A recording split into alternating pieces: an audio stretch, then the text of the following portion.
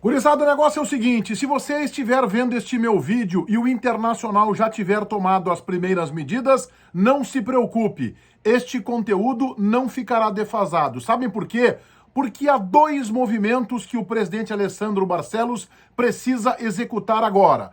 O primeiro tem o nome de implosão e depois de construção. E eu vou te falar aqui como o Internacional deve reconstruir o seu futebol. O meu vídeo tem a força da KTO, é a minha casa de apostas, a um clique de ser de todos vocês. Tá aqui o cupom promocional Meneghetti, cupom que te entrega uma bonificação de 20% em cima do teu primeiro depósito. Ontem não deu para acertar. Globo 2, Internacional 0. Quem acertou lá na KTO tá tranquilaço, não só para o final de semana, para todo o mês de março e talvez para abril. KTO.com, uma casa de apostas com credibilidade. Estou rodando a vinheta e na volta a gente fala sobre as primeiras medidas que Barcelos deve impor e como ele precisa agir para reconstruir o futebol do Inter.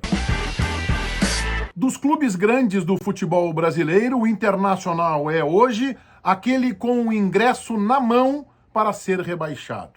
O Inter é o clube grande mais propenso a ser rebaixado no Campeonato Brasileiro deste ano de 2022. Eu lembro que no ano passado o Inter ficou apenas 5 pontinhos acima do Z4. E a cobrança só não foi maior porque o rival, o Grêmio, acabou sim caindo para a segunda divisão do futebol brasileiro.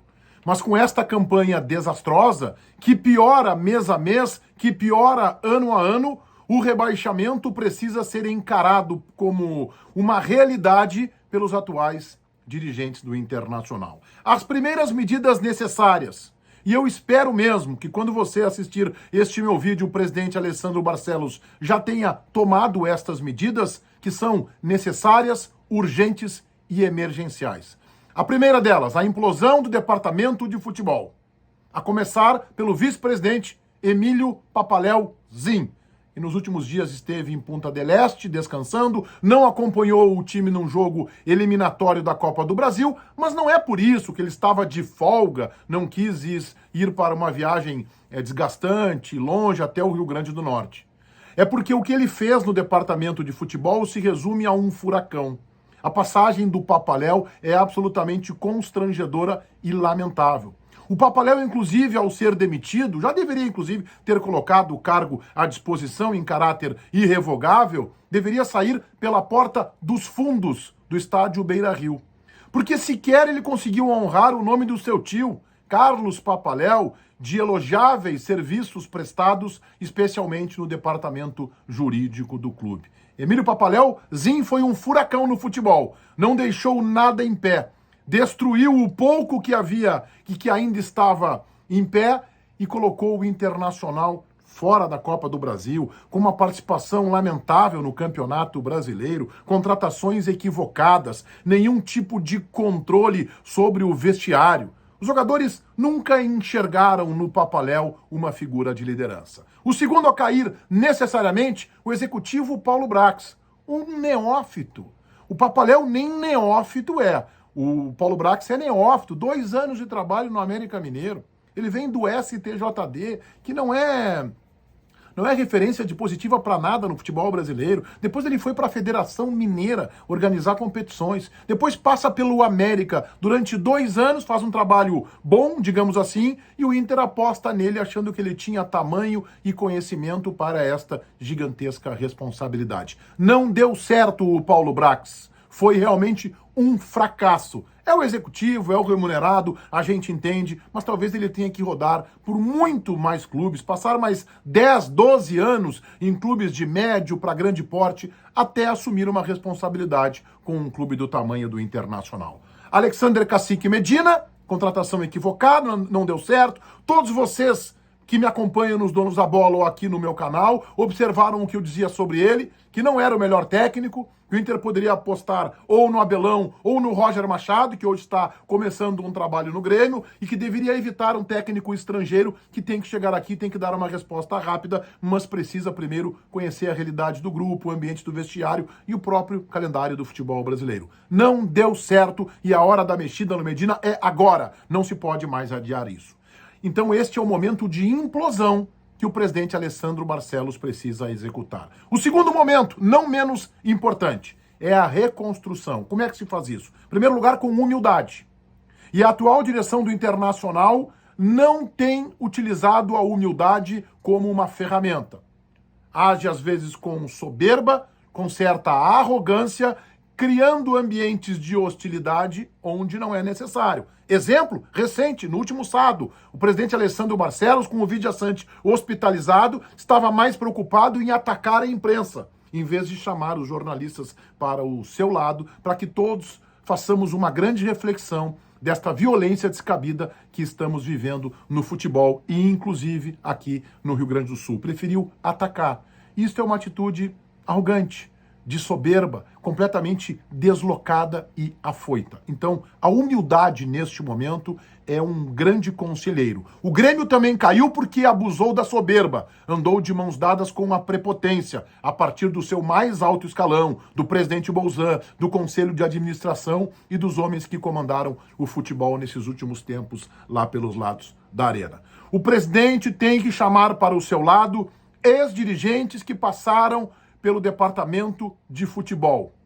Eu vou citar aqui alguns nomes, e eu nem concordo com as ideias de todos esses nomes. O presidente não precisa fazer uma reunião formal, não precisa chamar eles para uma grande reunião, não. Conversa, tenha humildade, não interessa mais de que grupo político esses dirigentes representam. Chame para conversar. Dirigentes que têm trajetória longa no departamento de futebol, que passaram por experiências traumáticas, que passaram por dificuldades, que podem dar o caminho. O presidente não vai seguir tudo que esses nomes que eu vou citar aqui, alguns, há outros tantos que eu devo esquecer, vão lhe dizer, mas ele pode pegar algumas ideias e a partir daí montar um conceito. Por quê? Porque o presidente cometeu o erro de montar uma diretoria de um clube de futebol com conselheiros que não entendem de futebol. Com quem que ele vai se aconselhar agora? Com o primeiro vice-presidente Dani Dubin, que no último sábado, dia de Grenal, até 2h da tarde, estava na beira da praia aqui do Litoral Gaúcho, com o Arthur Calef, com o Luiz Bortolini, com o Humberto Busnello, todos empresários respeitáveis, cidadãos do bem, todos empresários de trajetória absolutamente correta, de retidão, ok, a gente não está avaliando isso. Só que há nomes aqui que se as placas de acesso do Beira-Rio até o vestiário forem retiradas, eles não chegam no vestiário. Como é que você vai montar uma diretoria para administrar um clube de futebol com pessoas que não entendem de futebol? Como é que eu, Meneghetti, jornalista e executivo de empresa de comunicação, vou dirigir a NASA, por exemplo, se eu mal sei diferenciar um foguete de um helicóptero?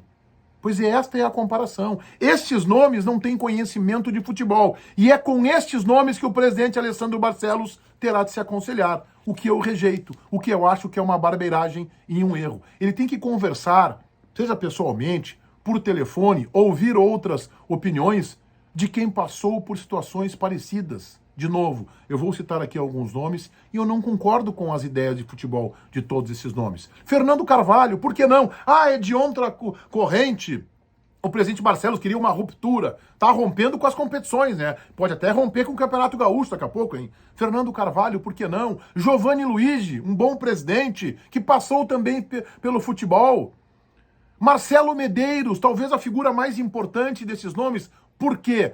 Porque conhece esse vestiário, conhece esse grupo de jogadores, foi vice-campeão da Copa do Brasil, foi vice-campeão brasileiro e trabalhou, inclusive, junto com o Barcelos. Barcelos foi o vice de futebol da gestão de Medeiros durante 9 meses. Por que não ouvir Marcelo Medeiros? Roberto Melo, que foi vice de futebol durante um longo período com o Marcelo Medeiros, já havia sido diretor de futebol em outras oportunidades. Conversar, ouvir, ter humildade para isso. Luiz Fernando Záquia, talvez um nome mais antigo, mas que eu sei costuma tentar se atualizar. Ouvir o Záquia, que inclusive passou por situações de ameaça de rebaixamento em mais de uma oportunidade. Luiz César Souto de Moura foi diretor de futebol no começo dos anos 2000, depois voltou mais à frente. Por que não escutá-los? Por que não perder meia hora, 45 minutos, 1 hora com cada um deles para tirar conceitos, para entender o que está acontecendo no vestiário? O presidente se cercou mal na sua diretoria de novo. com empresários muito bem-sucedidos, mas ser um empresário bem-sucedido não significa em nada ter conhecimento de vestiário, deste ambiente e de futebol. Esta é a hora do presidente Barcelos sair do seu casulo, sair do seu bunker e ouvir outras opiniões, inclusive divergentes daquilo que ele pensa. Pela terceira vez eu digo, eu não concordo com as ideias de todos esses 6 nomes que eu apontei e poderia ter dado outros tantos. Luciano Davi, por exemplo. Eu não concordo com muitas ideias, mas o presidente tem que ouvir e vai tirar as suas. Ele não vai seguir o que todos esses nomes lhe dirão. O Internacional precisa, portanto, primeiro, implodir o que está aí, implodir Papaléu, Brax, Medina, comissão técnica e reconstruir ouvindo nomes que passaram pelo futebol. Alguns vencedores, outros perdedores e alguns, talvez quase todos, que ganharam e que perderam, mas que poderão aconselhar o presidente Alessandro Barcelos. Ou isso, ou o Internacional não vai mais caminhar para a segunda divisão. O Inter vai começar a correr. Se inscrevam no meu canal, ativem as notificações. Se gostarem dos meus vídeos, valendo aí o like. E agora o convite para que todo mundo se inscreva na KTO.com, utilizando o cupom promocional MENEGHETI, que te entrega 20% de bônus em cima do teu primeiro depósito. Feitoria, gurizada. Vai, um abraço.